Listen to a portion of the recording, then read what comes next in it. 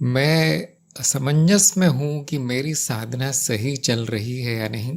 क्योंकि जैसे ही मुझे लगता है कि सही चल रही है, वैसे ही परिस्थिति बदलते ही पूरा अंधकार हो जाता है कि कभी भावना बहा ले जाती है, कभी अहम प्रबल हो जाता है और तब भी शंका आती है कि कहीं मैं भ्रम में तो नहीं हूँ। परंतु ये भी होता है कि उन वृत्तियों को देख भी रही हूँ, ये पता भी चल रहा है कि यहाँ आसक्ति बची है। शायद मैं अपनी शंका रख पाई हूँ, कृपया मार्गदर्शन करें। हाँ, ऐसा होना बहुत स्वाभाविक है। वो जो भी आप साधना कर रहे हैं उसमें प्राकृतिक रूप से, स्वाभाविक रूप से विघ्न आते जाएंगे। उन विघ्नों की कमी नहीं है, लेकिन क्योंकि विघ्न आ रहे हैं, वो देख के ये मान लेना कि मेरी साधना ठीक नहीं है, वो बात सच नहीं है, वो मान्यता ठीक नहीं है। आने दो विघ्न, वो तो आएंगे। जब भी व्यक्ति कुछ बड़ा करने जाता है या महत्वपूर्ण करने जाता है तो सबसे पहले तो विघ्न आते हैं। जैसे कि आपके कार्यक्रम में भी कहा गया है कि ये कोई गुलाब के फूलों से भरा हुआ मार्ग नहीं है, कमजोर दिल वालों के लिए नहीं है ज्ञान मार्ग। विघ्न तो आएंगे। सबसे बड़ा विघ्न तो यही है कि अज्ञान जाता ही नहीं। ये बहुत बड़ा विघ्न है। जाता है तो भुला दिया जाता है। और याद रखने की कोशिश आप करें तो बाहरी परिस्थितियां, जैसे कि आपने लिखा है, बाढ़ की तरह आती है, बहा ले जाती है सब। फिर शंका आती, मुझे तो ज्ञान हुआ ही नहीं। होता ऐसा, कितना भी बड़ा साधक हो जाए उसके कदम डगमगाते हैं, क्योंकि माया बहुत शक्तिशाली है। साधक माया के सामने धूल का कण है। तो आप चिंता मत कीजिए, सब बड़ा प्राकृतिक है, होता रहेगा, ये हमेशा होता रहेगा। जैसा कि आपने कहा, मैं वृत्तियों को देख पाती हूँ, कहाँ आसक्ति है कहाँ विरक्ति है, सब देख पाती हूँ। तो इसका अर्थ है कि प्रगति हो रही है। इसका अर्थ है कि आपकी साधना आगे बढ़ रही है।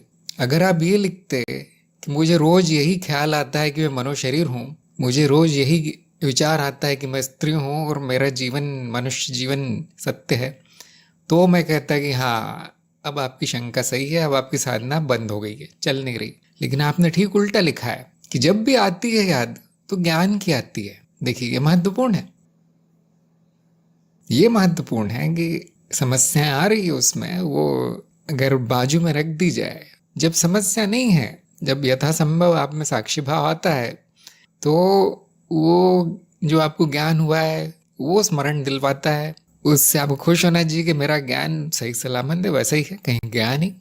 तो परिस्थितियां कितनी भी बदल जाएं, आपको कितना भी लगे कि अंधकार हो गया है, वो जो ज्ञान बीज है वो कहीं नहीं जाएगा, वो नहीं जाएगा। जिसका ये मार्ग है, जिसने ठान लिया है कि हाँ, ये ज्ञान मुझे चाहिए, इसीलिए मेरा जन्म हुआ है, अब वो बाहर से कुछ भी परिस्थिति रहे, वो उसके मन में बस गया, मतलब बस गया।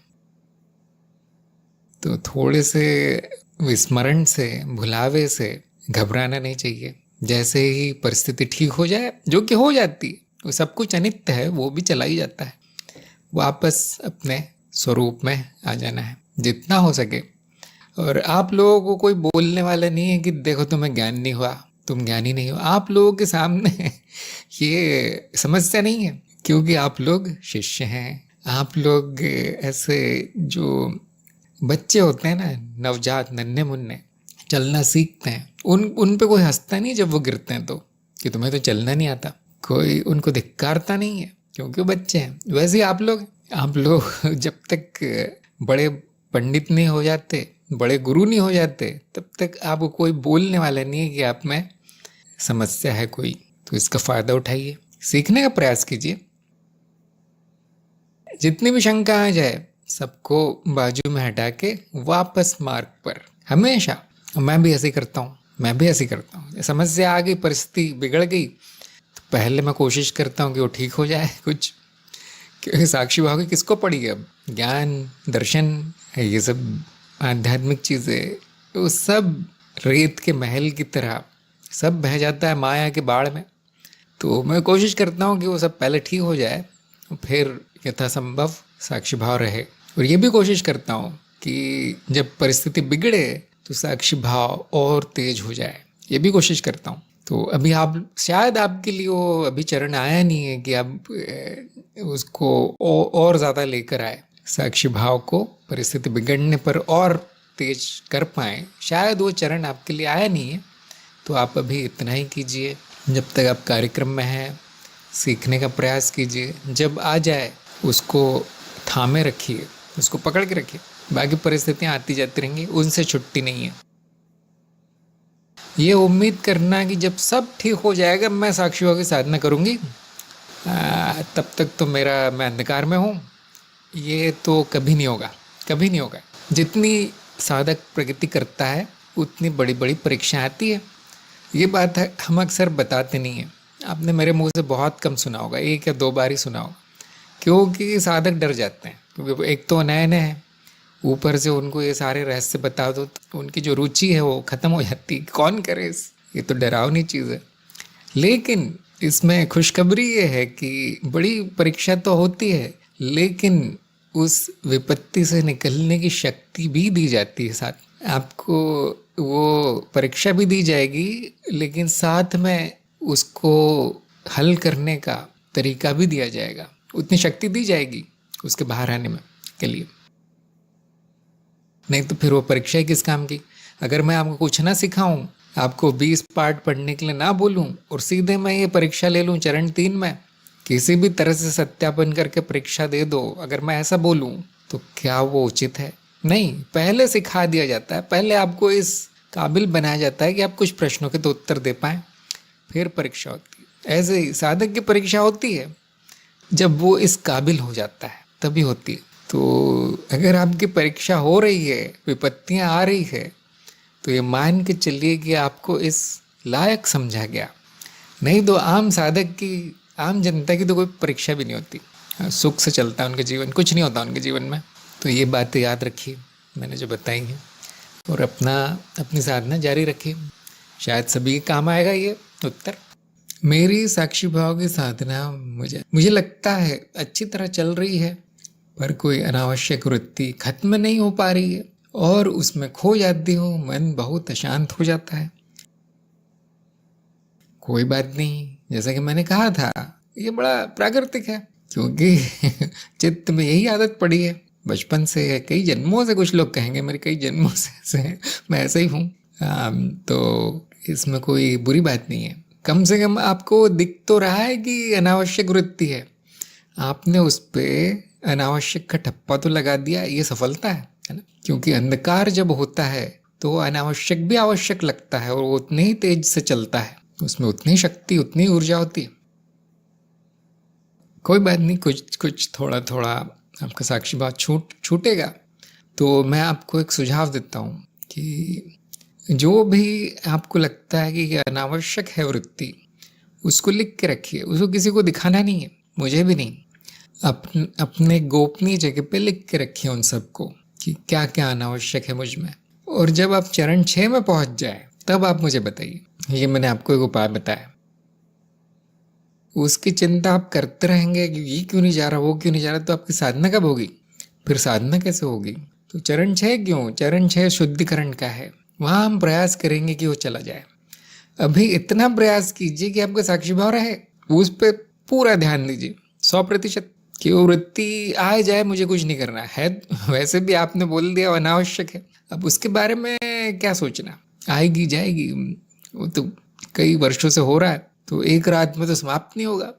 तो आपकी अशांति और बढ़ गई है, देखिए, उस चक्कर में कि ये भी नहीं जा रहा है, वो भी नहीं जा रहा है, ये नहीं आ रहा है, वो नहीं आ रहा है, बाकी लोगों का तो ये हो रहा है, मेरा बाकी लोग तो सपने में भी साक्षी भाव है, मेरा तो कुछ नहीं हो रहा है। तो ये आप करेंगे ऐसा तो आपका मन तो अशांत हो गई। ये तो उपाय नहीं है समस्या का।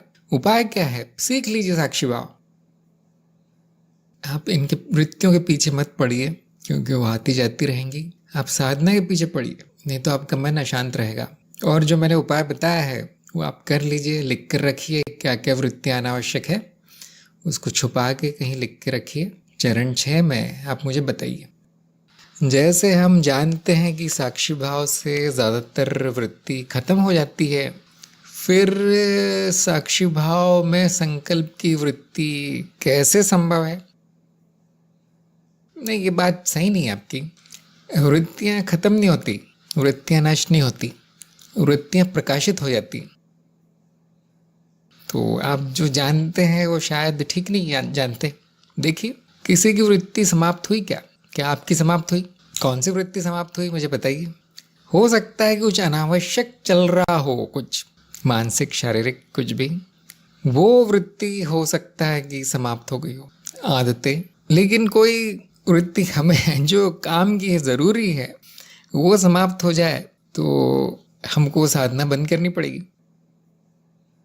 साक्षी भाव में कोई भी वृत्ति समाप्त नहीं होती। कम से कम जो ज़रूरी वृत्तियां हैं वो चलती रहती हैं। साक्षी भाव में वृत्तियां प्रकाशित होती है, और अगर वो ज़रूरी नहीं है, उस समय जीवन के लिए आवश्यक नहीं है या साधना के लिए, तो वो अपने आप रुक जाती है। ये सबने देखा होगा। जैसे आप काल्पनिक चीज़ों के बारे में चिंता कर रहे हैं और अचानक साक्षी भाव आ जाए, आप देखेंगे वो चिंता चली गई, क्योंकि वो प्रकाशित हो गई। अंधेरे में वो नहीं, अंधेरे में उसकी ऊर्जा बढ़ गई थी, प्रकाश पड़ते ही वो गायब। लेकिन जो ज़रूरी वृत्तियां हैं, जैसे भावनाएं, विचार, बुद्धि, आपके शारीरिक वृत्तियां, सांस लेना और हृदय गति और खाना पीना, सोना, सब चलता रहता है। अब कितना भी साक्षी भाव आ जाए आपका, जो ज़रूरी है वो बंद नहीं होता। इसी प्रकार इच्छाएं भी जारी रहती है, इच्छाओं की धारा बहती रहती है, लेकिन वो साक्षी भाव में प्रकाशित होती रहती है। इच्छाएं, जिस पे कर्म जरूरी है वो होता रहता है। संकल्प क्या है? संकल्प भी इच्छा है एक प्रकार की, बहुत शक्तिशाली इच्छा। और आपका संकल्प क्या है यहाँ पर? कि मेरा साक्षी भाव बना रहे, मैं कभी ना भूलूं, 24 घंटे मुझे याद रहे, मेरा तत्व याद रहे, ज्ञान में बना रहूं। ये आपकी इच्छा है, ये आपका संकल्प है। और वो तो वो बननी होती साक्षी भाव से, वो और बढ़ जाती है। जितनी बार आपका साक्षी भाव आएगा, उतनी बार उसके अगली बार आने की संभावना बढ़ जाती है। क्यों है ऐसा? ये चित्त ऐसा ही है, दोहराव पर आधारित है। जितना आप किसी कार्य को दोहराएंगे, वो आपका स्वभाव बनता जाएगा। जैसे अक्सर उदाहरण दिया जाता है गाड़ी चलाने का। पहली बार तो चलती नहीं है, शुरू भी नहीं होती, मोड़ना तो दूर की बात है, ये सब आता नहीं है शुरू में। जितनी बार आप चलाएंगे उसको, जितनी आपकी साधना होगी, अभ्यास, रोज रोज रोज रोज, उतना वो आपका स्वभाव होता जाएगा। और एक दिन आप बात करते करते, खाते पीते, एक हाथ से भी गाड़ी चला सकते हैं, इतना आसान हो जाएगा। तो संकल्प का यही अर्थ है कि आपकी रुचि उसमें टूटे नहीं। जैसे जितनी रुचि आपको गाड़ी चलाने में थी, संकल्प आपने धारण किया था कि मैं गाड़ी सीख के रहूँगा, क्योंकि वो गाड़ी चलाने का आनंद ही कुछ और है, और मैं स्वतंत्र भी हो जाऊँगा।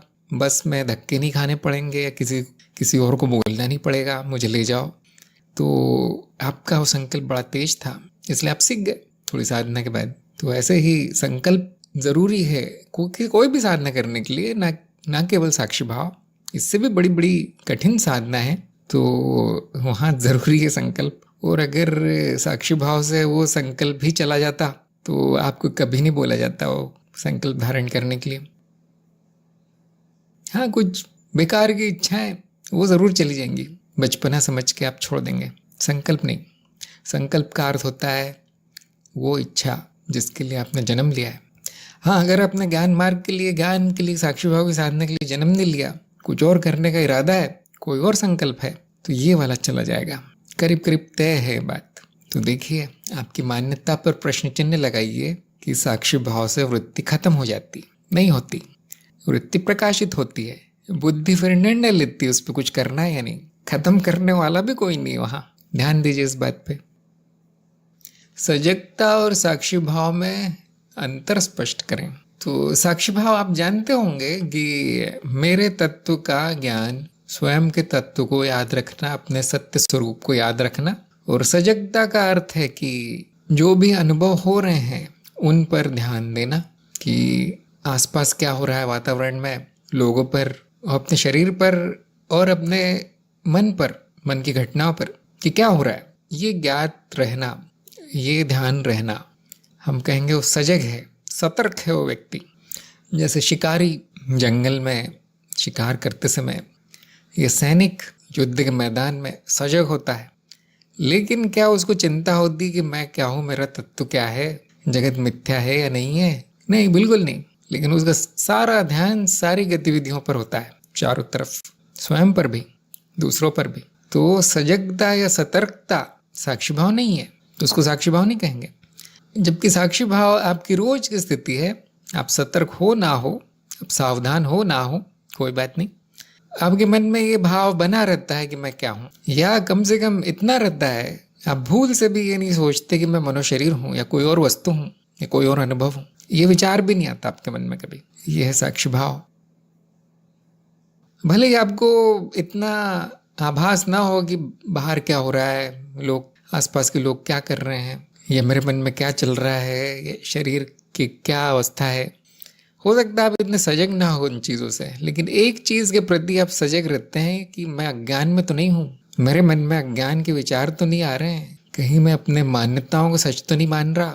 ये होता है साक्षी भाव में। पूरा ध्यान लगा के किसी घटना को देखना, ये साक्षी भाव नहीं है। तो क्या होगा ही नहीं साक्षी भाव में? बिल्कुल हो सकता है, सजगता आ सकती है साक्षी भाव में।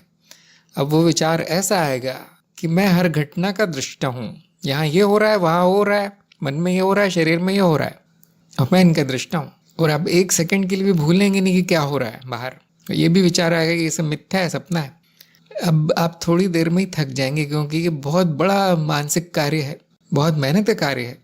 इतनी सतर्कता रखना इतना प्राकृतिक नहीं है। प्राकृतिक है कि साक्षी भाव में रहना, अज्ञान में वापस न पड़ना, और जहाँ ध्यान जाना चाहिए ठीक वहाँ ध्यान देना, उस अनुभव के प्रति, उस स्थिति के प्रति सजग हो जाना। तो सजग की परिभाषा अब किसकी क्या होगी कोई बोल नहीं सकते है ना। तो मैंने अपनी बता दी, मुझे जो पसंद है परिभाषा सजगता, सतर्कता की, वो मैंने बता दी। लेकिन हमारे कार्यक्रम में ये ज़्यादा शब्द आया नहीं कहीं, कम से कम साक्षी भाव के संदर्भ में नहीं आया। इतना ज़रूर कह सकते हैं कि बहुत तेज ध्यान देना, एकाग्र हो जाना, वो साक्षी भाव नहीं है, वो ध्यान की कोई विधि है बस। साक्षी भाव में आप कुछ भी करते रहें, अगर ज्ञान नहीं है तो वो होगा नहीं, फिर साक्षी भाव नहीं कहा जाएगा उस